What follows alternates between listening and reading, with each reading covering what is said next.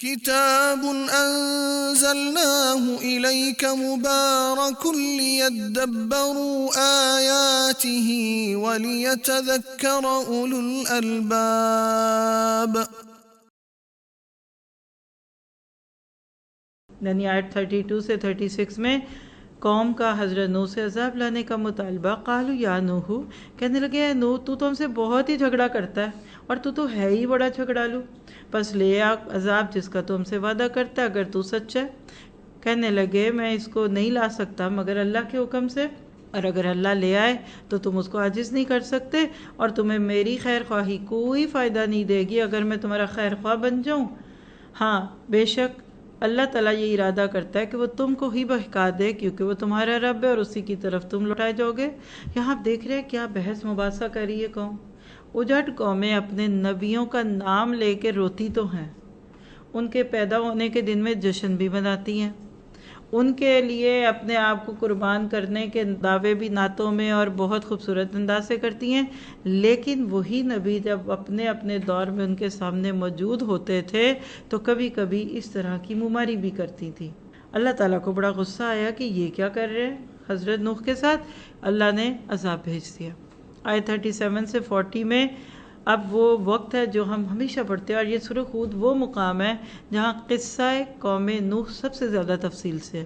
پورے قرآن میں اس طرح ہر ایک قصہ کسی نہ کسی صورت میں ہے. تو اب ذرا سا اس کو بلکہ آپ کہہ سکتے ہیں کہ ہم حضرت نوح کی سیرت پڑھ رہے ہیں، جیسے سیرت رسول ہے نا نبی صلی اللہ علیہ وسلم کی، ہر نبی کی ہے، تو حضرت نوح کی سیرت یہاں ترتیب سے آپ کو مل رہی ہے. وَاسْنَعِ الْفُلْكَ بِأَعْيُنِنَا، اے نوح یہ قوم بہت جھگڑتی ہے، یہ آپ کی بات نہیں سمجھ رہی، اور 950 سال ہو گئے، 950 ایئرس. انیوژل وقت ہے، اتنی عمریں ہوتی نہیں ہیں.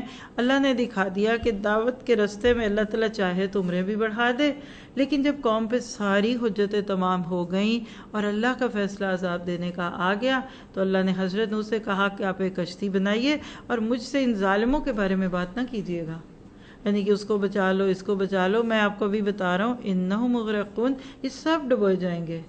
حضرت نوح نے اللہ تعالیٰ کے حکم پہ وَيَسْنَعُ الْفُلْكَ، وہ کشتی بنانے لگے. اب امیجنیشن میں ایک بوڑھا سا شخص ہے، اتنی اس کی لمبی عمر، اور بیٹھ کے وہ لکڑی جوڑ کے کشتی بنا رہا ہے. وَكُلَّمَا مَرَّ عَلَيْهِ مَلَأٌ مِّن قَوْمِهِ، اور جب کبھی گزرتے تھے اس کے قریب سے ان کی قوم کے سردار سَخِرُوا مِنْهُ، مذاق اڑاتے تھے. البدایہ اور نہایہ میں یا تفسیر ابن کثیر میں پڑھیے کیا کہتے تھے، ارے میاں صاحب یہ کشتی کہاں چلاؤ گے، پانی کا تو نام نہیں تھا، اچھا یہ پہاڑوں میں چلاؤ گے، یہ ریگستانوں میں چلاؤ گے. حضرت نوح کا جواب، کہنے لگے اگر تم ہمارا مذاق اڑا رہے ہو پر ہم تمہارا مذاق نہیں اڑائیں گے جیسے تم ہمارا اڑاتے ہو. ان قریب تم خود ہی دیکھ لو گے کہ کس پہ آتا ہے وہ عذاب جو اس کو رسوا کرے گا اور کس پہ ٹھہرنے والا عذاب اترتا ہے.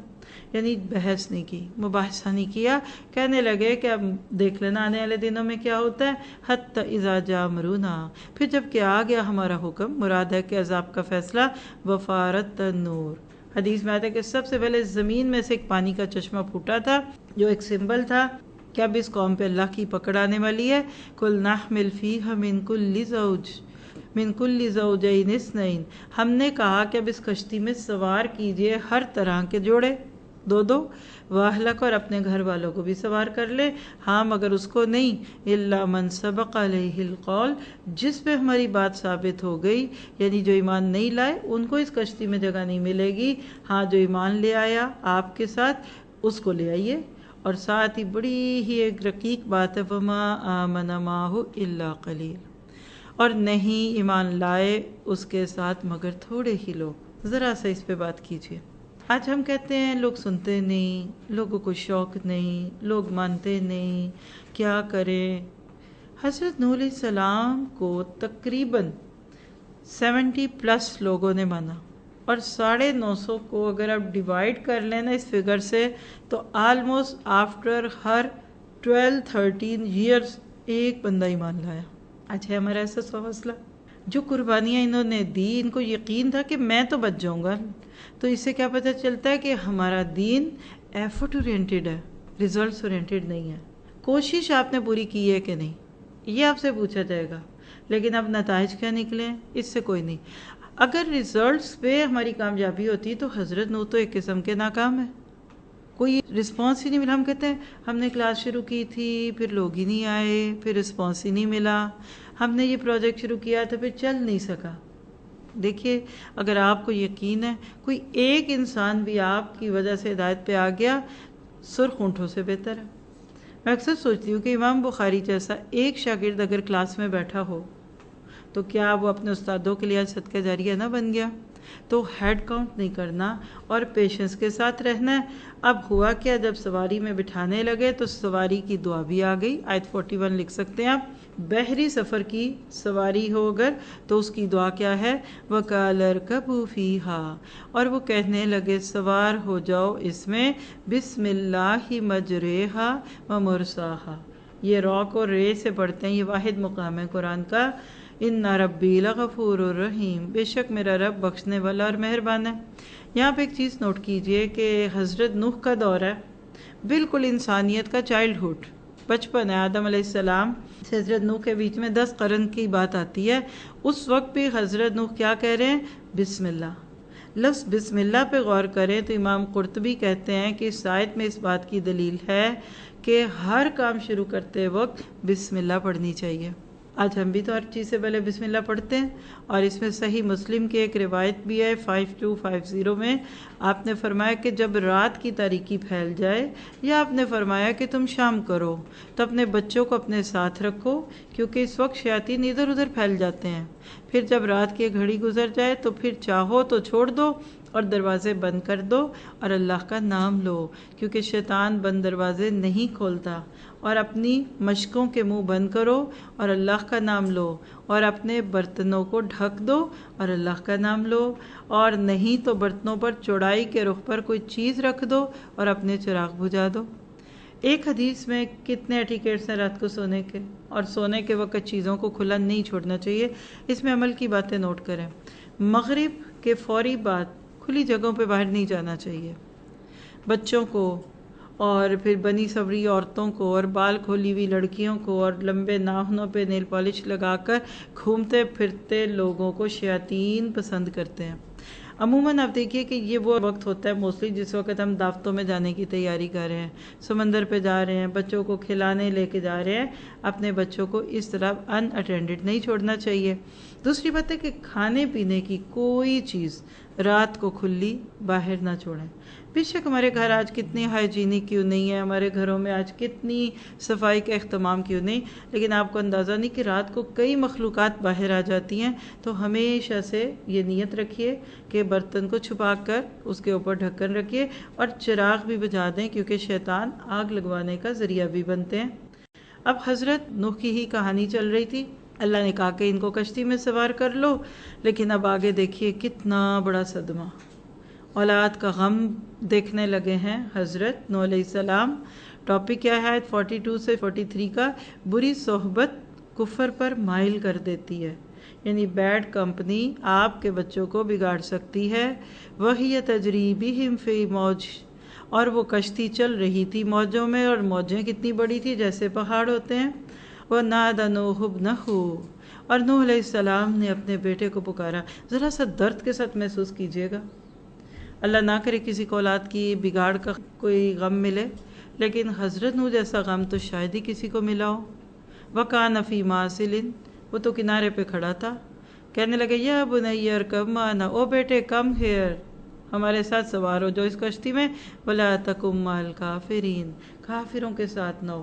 اس جملے سے علماء کہتے ہیں کہ بری صحبت تھی. بیٹا کافر کمپنی میں آ گیا، یعنی بیڈ کمپنی نے بیٹے کو بگاڑ دیا. اب بیٹے کا جواب سنیے.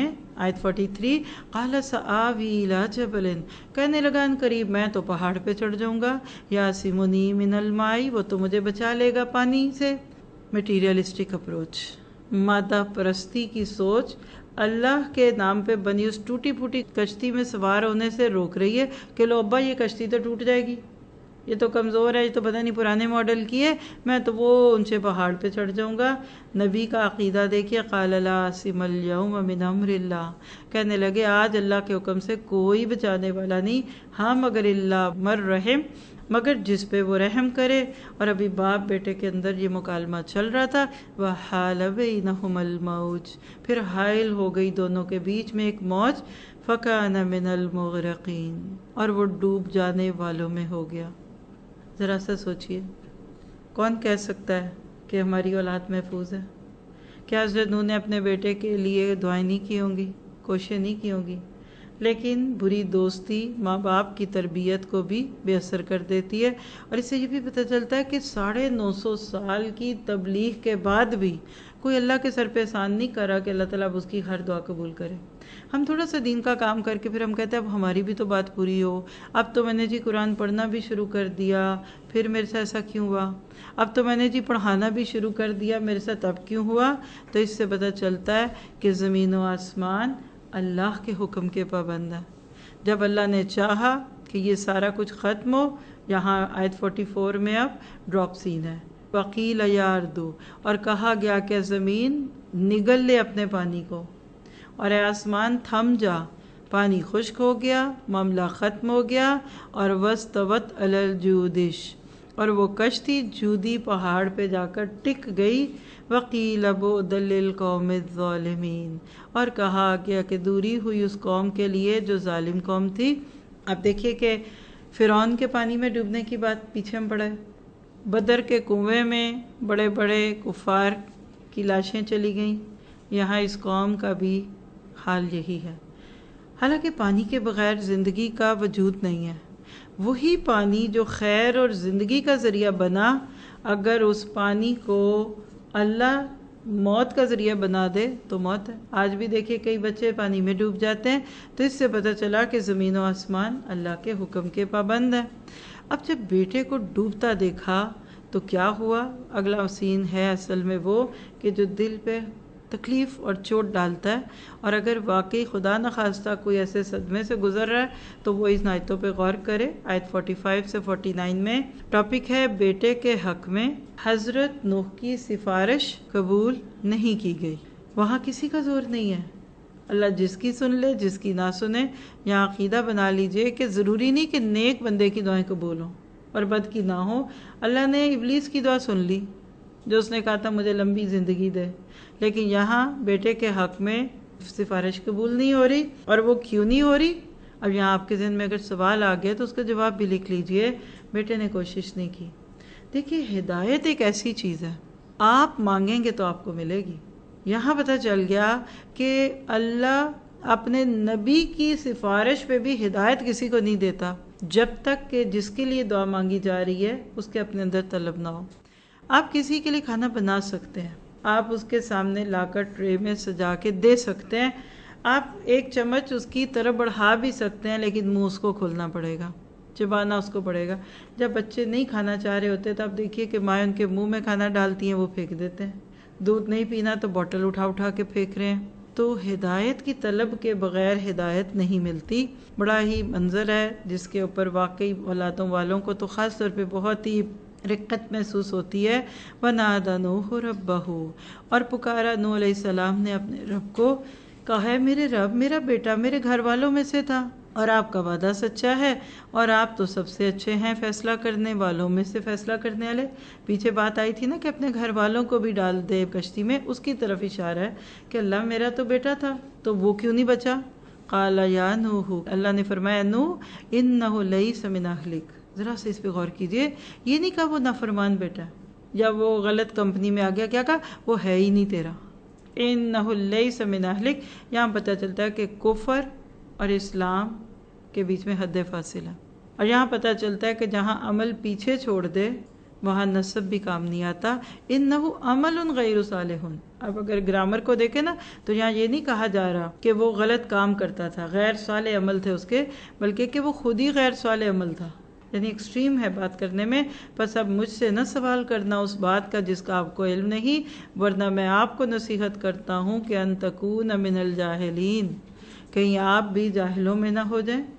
اب حضرت نوح کو تو اپنی فکر پڑ گئی کہ بیٹا تو چلے ڈوب گیا، بچے نہ بچے، کہ اللہ مجھ سے نبوت کا یہ تاج نہ چھین لے، اس لیے گھبرا گئے۔ قال ربی انی اعوذ بک ان اسألک ما لیس لی بہ علم، کہنے لگے کہ اللہ میں تو اس سے آپ کی پناہ میں آتا ہوں کہ میں آپ سے اس بات کا سوال کروں جس کا مجھے علم نہیں ہے، ہاں اگر تو مجھے نہیں بخشے گا، مجھ پہ رحم نہیں کرے گا، اکم من الخاسرین، میں تو خسارہ پانے والوں میں ہو جاؤں گا، بینک کرپٹ ہو جاؤں گا۔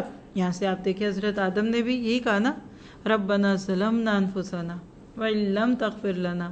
اس سے پتہ چلتا ہے کہ جو انسان جتنا نیک ہوتا ہے نا، اس کو اتنی اپنی فکر ہوتی ہے، میں بچ جاؤں، میں بخشا جاؤں، میرے گناہ معاف ہو جائیں، اور اولادوں کی باتیں پیچھے، پہلے اپنی بات کی بات آ گئی۔ اللہ سبحانہ تعالیٰ نے کیا کہا؟ قیل یا نوح، کہا گیا کہ اے نوح اہبط بسلام منا، رک جا، اب یہ کشتی کے رکنے کا وقت ہے، ہمارے اس طرف سے سلامتیوں کے ساتھ رک جائیں، اور برکات علیک، اور اب آپ پہ برکتیں ہوں گی، اور ان امتوں پہ جو آپ کے ساتھ ہیں، اور مراد یہ ہے کہ اب جو آپ کے ساتھ لوگ ہیں اور ان کے بعد جو لوگ آئیں گے ہم ان کو برکت دیں گے۔ یعنی اتنے لوگوں میں سے صرف 60-70 لوگ بچا لیے گئے۔ اللہ کے لیے ممکن ہے، زلزلہ آئے، سارا شہر نیست و نابود ہو جائے، 60-70 لوگ بچ جائیں، اللہ کے لیے ممکن ہے۔ اس لیے ہمیشہ اللہ کی پکڑ سے ڈرنا چاہیے۔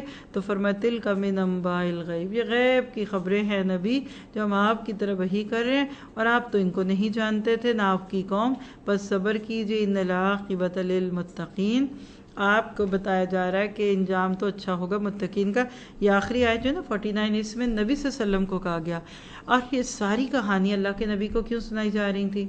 آپ کے لوگ آپ کو جھٹلا رہے تھے، یعنی بیسیکلی ایسے جیسے آپ کے بچے کو چوٹ لگ جائے نا تو آپ اس کو بہلانے کے لیے سٹوری سناتے ہیں، پھر آپ کو تو ایسا ہوا، ایک چڑیا تھی پھر ایسے کرتی تھی ایسے۔ اور دوسری بات ان قصوں میں یہ تھی کہ ان کا غم سن کر نبی کا دل ہلکا ہو جائے۔ آپ کو تو ابھی 13 سال بھی پورے نہیں ہوئے، اور حضرت نوح کو تو 950 سال تک یہ باتیں سننی پڑی، تو دوسروں کا غم سن کر اپنا غم کم لگتا ہے۔ اس کے بعد ایک اور مضمون جو سورۃ ہود میں کثرت سے آپ دیکھیں گے وہ ہے استغفار۔ تو لہٰذا آیت 50 سے 52 میں اللہ تعالیٰ کی بندگی، توبہ اور استغفار کی برکات کا تذکرہ ہے۔ قوم ہے یہاں قوم عاد، اب اگلی قوم ہے، یعنی آپ ذرا سا سمجھ لیجئے کہ جو چند لوگ حضرت نوح کے ساتھ بچا لیے گئے پھر وہ دنیا میں بڑھے۔ حضرت نوح کو اسی لیے آدم ثانی بھی کہتے ہیں، سیکنڈ ایڈم۔ وائی؟ اب وہ جو 60-70 لوگ تھے نا، وہ بیج بنے تھے دوبارہ لوگوں کے آنے کا، کیونکہ پوری زمین پہ تو پانی کھڑا ہو گیا، اور اسی دوران خانہ کعبہ کی عمارت جو اوپر کی تھی وہ گر گئی، وہ پہلے سے موجود تھی لیکن طوفان نوح میں اوپر کی دیواریں ساری ختم ہو گئیں۔ اللہ نے جتنا چاہا، 6 ماہ لگے، کتنے لگے، پانی خشک ہوا، دوبارہ ایک نئی دنیا بنی۔ لیکن جو لوگ پچھلی قوم میں سے بچے ہوئے تھے، آنے والی نسلوں میں انہی کی قوم میں پھر بگاڑ آ گیا۔ تو اللہ تعالیٰ نے ایک اور نبی کو بھیجا جن کا نام حضرت ہود تھا، تو اس کا تذکرہ ہے وَإِلَىٰ عَادٍ أَخَاهُمْ هُودًا۔ اور اب دیکھیے کہ نبیوں کو قوموں کے بھائی کہا جا رہا ہے ان آیتوں میں، اور عاد کی طرف ہم نے حضرت ہود کو بھیجا، ان کا بھی بالکل وہی پیغام تھا جو پیچھے ہم پڑھ چکے کہ اللہ کے لیے کرتا ہوں، مجھے تم سے کوئی مال نہیں چاہیے۔ دیکھیے دینداری اور دکانداری میں بہت فرق ہوتا ہے۔ جو دین کی دعوت دے رہا ہے نا، اس کو تو کسی سے کچھ نہیں چاہیے۔ اور انبیاء کرام کے یہ قصے بتاتے ہیں کہ انہوں نے آ کر کوئی بھاؤ تو نہیں کیا، ہمیں کیا ملے گا، پر آور ملے گا، دن کا ملے گا، پھر پینشن کب ملے گی، کیونکہ ایک ہوتا ہے کسی کا مشن اور ایک ہوتا ہے کسی کا پروفیشن، دونوں میں فرق ہے۔ تو انبیاء کرام نے جو دعوت دی تھی نا، وہ ایز اے مشن دی تھی۔ ٹھیک ہے کسی کا پروفیشن ہے، وہ اس پہ پیسے لے سکتا ہے، کوئی بری بات نہیں ہے، لیکن وہ بہت لیمیٹڈ کام ہوگا۔ یہ کام کھلے ہاتھوں سے ہوتا ہے، رات کو کریں، دن کو کریں، صبح کو کریں، شام کو کریں۔ آگے ہم سورۃ نوح پڑھیں گے تو آپ دیکھیں گے کہ حضرت نوح کہہ رہے ہیں اللہ میں تو رات دن یہ کام کرتا تھا، لیکن ان کو فائدہ ہی نہیں ہوتا تھا۔ اس قصے میں جو ایک ایکسٹرا چیز آپ کو مل رہی ہے وہ کیا ہے؟ وَيَا قَوْمِ اسْتَغْفِرُوا رَبَّكُمْ ثُمَّ تُوبُوا إِلَيْهِ، اے قوم اپنے گناہوں پہ معافی بھی مانگو اور اپنی اصلاح بھی کرو گے تو اللہ آسمانوں سے تم پر بارشیں برسائے گا اور تمہاری قوت میں قوت بڑھائے گا، لیکن نہیں مانتے مجرم بن کے تو ایسا نہ کرو۔ وَلَا تَتَوَلَّوْا مُجْرِمِينَ۔ تو یہاں چونکہ بات ہے استغفار کی، تو احادیث میں اس کے بے شمار فوائد ملتے ہیں، چند نوٹ کیجئے گا چیزیں۔ نمبر 1، تم پر برستی ہوئی بارش اتارے گا، پھر اللہ مالوں اور بیٹوں کے ساتھ تمہاری مدد کرے گا۔ تمہیں باغات عطا کرے گا اور تمہارے لیے نہریں جاری کرے گا۔ یہ ساری چیزیں ہمیں سورۃ نوح کی ایک آیت میں ملیں گی۔ اور من لزم الاستغفار، جو استغفار کو لازم کر لیتا ہے نا، اللہ اس کے ہر غم کو بدل دیتا ہے، اس کی زندگی کے اندر جو کوئی تکلیفیں پریشانیاں تھیں ان کو ختم کرتا ہے، اور ان کو وہاں سے رزق دیتا ہے جہاں سے انسان نے سوچا نہیں ہوتا۔ اب دیکھیے اکثر تو ہماری زبان خالی ہوتی ہے نا، کام کرتے، کھانا پکاتے، آتے جاتے بیٹھے استغفار کرے، لیکن کون سی استغفار؟ جس میں اپنے گناہوں کا غم لگا ہو۔ زبیر بن عوام سے ایک روایت ہے کہ جو شخص اس بات کو پسند کرتا ہے کہ اس کا اعمال نامہ اسے اچھا لگے، کوئی پسند کرتا ہے؟ سارے ہی کرتے ہیں کہ کل جب ہم جائیں تو ہمیں اپنا اعمال نامہ دیکھ کر خوشی ہو، تو وہ کیا کرے؟ وہ کثرت سے استغفار کرے۔ یہ سلسلہ صحیحہ کی روایت ہے 2945، تو اس پہ عمل کرنا انشاءاللہ ہمیں فائدہ دے گا۔ کثرت سے استغفار کریں، کثرت سے استغفار کریں۔ اس میں ایک بڑا خوبصورت واقعہ بھی آتا ہے امام احمد بن حنبل کا۔ کسی شہر میں گئے، نئی جگہ تھی، تو رات ہو گئی، تو وہاں سے وہ جا نہیں سکتے تھے۔ انہوں نے کہا کہ میں ایک مہمان ہوں، تو مجھے آج مسجد میں رات گزارنے کی اجازت دیجیے۔ مسجد والوں نے اپنی کوئی مجبوری ظاہر کر دی، وہ ان کو پہچانا ہی نہیں اصل میں نا، کہنے لگے نہیں جی ادھر تو مینجمنٹ کی طرف سے اجازت ہی نہیں ہے، تو آپ رات نہیں گزار سکتے۔ اب وہ ہوٹل موٹل کا تو تصور نہیں تھا۔ وہاں ایک شخص بیٹھا تھا جو نماز پڑھنے آیا تھا، اس نے یہ بات سن لی، کہنے لگا کہ بزرگ آپ میرے ساتھ چلیے، آج کی رات آپ میرے مہمان ہیں۔ کہا ٹھیک ہے، ان کے گھر چلے گئے۔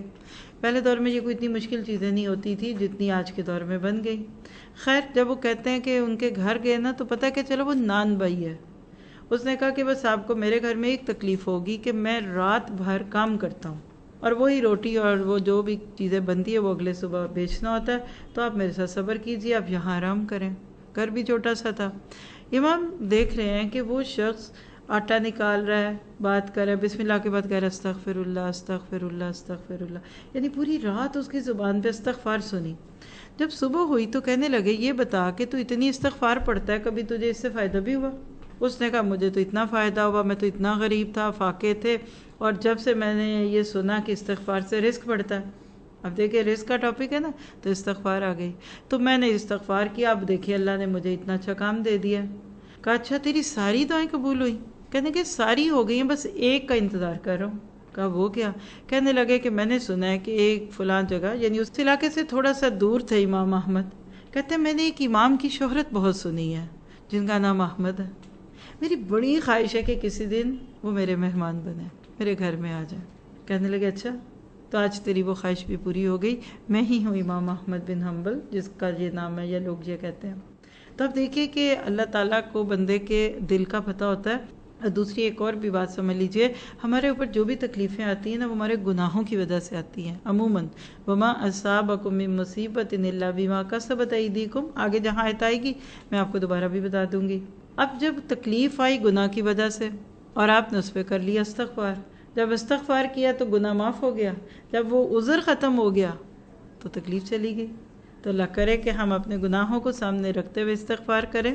قوم نے وہی رویہ کیا، قوم نے بالکل وہی رسپانس دیا جو عموماً انبیاء کرام کو ملتا ہے۔ تو آیت 53 سے 58 میں حضرت ہود کا اعلان برات ہے، یعنی اظہار کر رہے ہیں کہ میرا اب تمہارے ساتھ کوئی تعلق نہیں۔ کہنے لگے قالو یا ہود، اے ہود۔ دیکھیے جو جاہل قومیں تھیں نا، وہ اپنے انبیاء کے نام لیتی تھیں۔ صحابہ کرام نے کبھی بھی نبی صلی اللہ علیہ وسلم کے سامنے بیٹھ کر بھی آپ کو یا محمد نہیں کہا۔ ہاں آگے سے حجرات میں پڑھیں گے، بدو دیہاتی گنوار لوگ آ کر کہا کرتے تھے یا محمد اخرج الینا یا محمد اخرج الینا، ان کے گھر کے باہر کے دروازے میں جا کر کھڑے ہو کے شور مچاتے تھے۔ اس قوم نے بھی یا ہود کہا۔ کہنے لگے تو اس لیے تو نہیں آیا، یعنی بالکل وہی تکرار کا انداز ہے کہ آپ ایسا کیوں لائے اور ہمارے بتوں کے بارے میں آپ ایسا کیوں کہتے ہیں۔ تو حضرت ہود نے جب دیکھا کہ یہ تو قوم ایسی ہے کہ ماننے کی نہیں، تو پھر اللہ تعالیٰ سے کہنے لگے کہ اللہ میں ان کے ساتھ نہیں ہوں، انی بریء مما تشرکون، میں اس سے بیزار اور بے نیاز ہوں جو شرک تم کرتے ہو۔ کیا پتہ چلا کہ اگر آپ کے ارد گرد لوگ غلط کام کریں اور آپ کے بتانے کے باوجود نہ رکیں، تو پھر آپ ان کے ساتھ نہیں ملنا۔ آج ہمارا مسئلہ پتہ کیا ہے؟ ہم پہلے روکتے ہیں، پھر اگلے نہیں رکتے، پھر ہم ان کے ساتھ شامل ہو جاتے ہیں، اور کبھی مجبوریوں کے نام پہ، کبھی برادری ہے، خاندان ہے، اب چھوڑ تو نہیں سکتے، رشتہ داری ہے، تو پتہ چلا کہ جس چیز کو آپ غلط سمجھتے ہیں، پیار سے، عزت سے، محبت سے، تہذیب کے دائرے میں رہتے ہوئے اگلے کو بتا دیں موقع سے پہلے. وہ نہیں مانتے تو پھر آپ سوری کر لیں کہ میں ایسی جگہوں میں نہیں جاتی. بہرحال قوم عاد کے اوپر اللہ کا عذاب آتا ہے آیت 59 سے 60 میں. وَتِلْكَ عَادٌ جَحَدُوا بِآيَاتِ رَبِّهِمْ، یہ ہیں وہ عاد. اور عاد کے لفظ میں بھی دوبارہ کا لفظ آتا ہے عادی، اسی سے لفظ عید بھی ہے. انہوں نے انکار کیا اپنے رب کی نشانیوں کا اور رسولوں کی نافرمانی کی اور پیروی کی. انہوں نے ہر جبار اور عنید کی. اللہ نے نتیجے میں اس دنیا میں بھی ان پہ لعنت ڈال دی اور قیامت کے دن بھی ہوگی. اور ساتھ ہی ان کا تذکرہ کیا کہ الا ان عادن کفروا ربہم الا بعدا لعاد قوم ہود. تو کیا پتہ چلا کہ قوم عاد کو اللہ کی رحمتوں سے دوری مل گئی. اور اس قوم کا مطلب اور بھی جرم ہے، لیکن بڑا جرم یہی تھا، شرک اور رسول کی نافرمانی. آگے تیسرا قصہ ہے حضرت صالح علیہ السلام کی قوم کا. آیت 61 سے 64 میں ہم حضرت صالح کی دعوت دیکھیں گے، باقی انبیاء کی طرح بالکل وہی انداز. وَإِلَىٰ ثَمُودَ أَخَاهُمْ صَالِحًا یا قومی. اب دیکھیے یا قومی، او مائی پیپل. اس سے پتہ چلتا ہے کہ انسان اپنے کلچر کے لوگوں میں زیادہ اچھی بات کر سکتا ہے. اور پھر وہی بات کہ اللہ کی عبادت کرو جس کے سوا کوئی الہ نہیں، اور اس نے تم کو دنیا میں پیدا کیا اور تمہارے لیے وہ سب کچھ اس نے رکھ دیا، تم کو اس میں بسایا، آباد کیا. فَاسْتَغْفِرُوهُ ثُمَّ تُوبُوا إِلَيْهِ، اپنے گناہوں کی معافی مانگو اور اس پہ توبہ کرو. جو غلط کام ہوگے تمہارا رب قریب بھی اور قبول کرنے والا ہے. قوم نے بالکل اسی طرح سے کٹھور انداز میں جواب دیا جیسے پچھلی قوموں نے دیا تھا. کہنے لگے یا صالح قد كنت فينا مرجوا قبل هذا، اے صالح ہمیں تجھ سے تو بڑی امیدیں تھیں، بالکل جیسے مکہ والوں کو نبی صلی اللہ علیہ وسلم سے امیدیں تھیں. صادق اور امین کہتے تھے، تم تو بڑے عقل مند تھے، کیا ہو گیا تمہیں؟ آج بھی دیکھیے جب ذرا سا کوئی بچہ دین پہ آ جائے اور زیادہ ہی آ جائے تو ماں باپ کہ تمہیں کیا ہو گیا ہے، کس کی باتوں میں آگے ہو، یہ کیا حلیہ بنا لیا ہے، کون دے گا تمہیں لڑکی؟ اور خدا نہ خواستہ آپ کے میاں صاحب ذرا سے زیادہ دیندار ہو جائیں، آپ کہیں گے میں نے ان سے تو شادی نہیں کی تھی، وہ تو بڑا ہینڈسم شخص تھا کوئی، آپ تو ایسے بن گیا، آپ کا تو حلیہ بگڑ گیا. تو دین پہ عمل کرنے کے بعد لوگوں کو عموماً وہ لوگ ذرا سے زیادہ بڑھے ہوئے لگتے ہیں. حضرت صالح نے کوئی بحث مباحثہ نہیں کیا، کہا دیکھو نا میں تو اللہ کی طرف سے خیر پہ ہوں. اور کہنے لگے اچھا ہمیں نشانی دکھاؤ. یہ کاتبہ نام کی ایک چٹان ہے، یہ پھٹے راک تھی ایک، اور اس میں سے ایک اونٹنی نکلے گھابن پریگننٹ، اور ہمارے سامنے اس کا بچہ بھی ہو، بس پھر ہم آپ کو نبی مان جائیں گے. بھائی نبی نے کبھی ایسا دعویٰ کیا کہ میں کوئی جادوگر ہوں یا ایسا ہوں؟ لیکن حضرت صالح انبیاء کرام کے دل کی طرح ان کا بھی دل بہت نرم تھا. کہ اللہ تعالیٰ آپ کے لیے کیا فرق ہے، ماں کے پیٹ سے بھی تو بچہ آپ ہی نکالتے ہیں، تو آپ پہاڑی سے نکال دیں. حقیقت میں پھر ایسا ہوا، ہمارا ایمان ہے معجزوں پہ. اللہ نے ایک اونٹنی بلوائی، پہاڑی میں سے وہ نکلی، وہ اتنی موٹی تازی تھی، اپنے وزن سے ہل جل رہی تھی، اور جب وہ آئی پھر اس نے ایک بچہ بھی دیا. کچھ دن تو بڑے مروب ہوئے. اب وہ اونٹنی تھی، ظاہر اس نے کھانا تھا، وہ جاتی تو پوری پوری کھیتیاں کھا جاتی، ان کے جانوروں کے لیے فصل نہ بچتی، پینے کے لیے کسی کنویں پہ جاتی تو سارا پانی پیتی. تو کیا ہوا کہ جو خود مانگا اسی کے تقاضے پورے نہ کر سکے. اس میں عمل کا نقطہ لکھ لیں. کبھی کبھی ہم بڑی دعا کرتے ہیں اللہ ہم سے کوئی بڑا کام لے، اللہ ہم سے کوئی خیر کا کام لے لے، اللہ کوئی دنیا میں رہتی دنیا تک کوئی صدقہ جاریہ اللہ کام لے. اللہ موقع لے آتا ہے تو اب ظاہر ہے کہ اس کام کے کوئی تقاضے ہوں گے، محنت ہوگی، دوڑ دھوپ ہوگی، مال لگے گا، وقت لگے گا، اس پہ لوگ پیچھے ہو جاتے ہیں.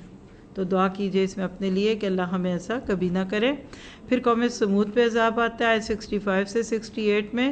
فَعَقَرُوهَ فَقَالَ تَمَتَّعُوا فِي دَارِكُمْ ثَلَاثَةَ أَيَّامٍ، انہوں نے اسی اونٹنی کی کونچھیں کاٹ دی، کہنے کہ نہ جی نہ، اس کے آنے سے تمہاری زندگی بڑی اپسٹ ہو گئی، اور ہم تو اچھے بھلے تھے، اور یہ کیا ہو گیا.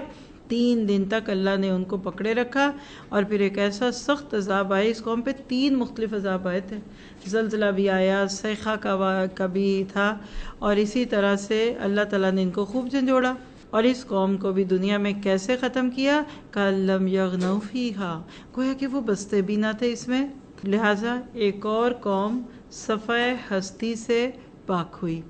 یہاں تک آپ دیکھیے یہ جتنے بھی قصے پڑھے ہیں نا، ان کو کہتے ہیں پری ابراہیمک نیشنز، حضرت ابراہیم سے پہلے کی قومیں، یعنی بعد میں بھی آپ لکھنا چاہیں کیونکہ اب اس کے بعد ابراہیم کا قصہ ہے. تو 3 پہلے کی قومیں اور 3 بعد کی. بس یہ قرآن کا ایک اسلوب یاد رکھیے گا، عموماً انہی قوموں کا تذکرہ. تو حضرت ابراہیم کے لیے بیٹے اور پوتے کی بشارت ہے۔ آیت 69 سے 73 میں كتاب أنزلناه إليك مبارك ليدبروا آياته وليتذكر أولو الألباب كتاب أنزلناه إليك مبارك ليدبروا آياته وليتذكر أولو الألباب